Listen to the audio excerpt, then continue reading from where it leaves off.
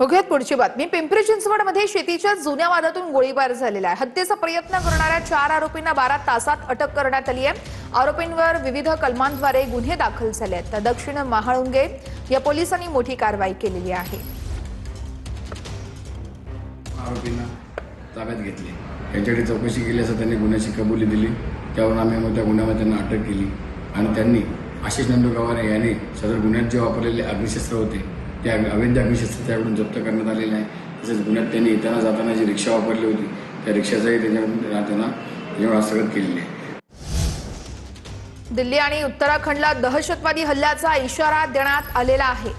गुप्तचर यंत्रणांकडून दिल्ली आणि उत्तराखंडसाठी हाय अलर्ट देण्यात आलेला आहे।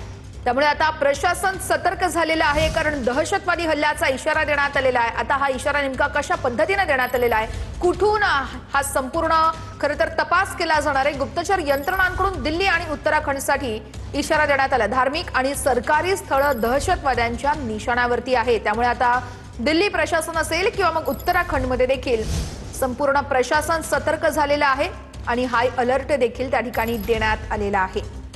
गुप्तचर यंत्रणांकडून दिल्ली आणि उत्तराखंडसाठी हाय अलर्ट देण्यात येतोय, कारण धार्मिक स्थळ आणि सरकारी स्थळ दहशतवाद्यांच्या निशाणावर असल्याचं कळतंय।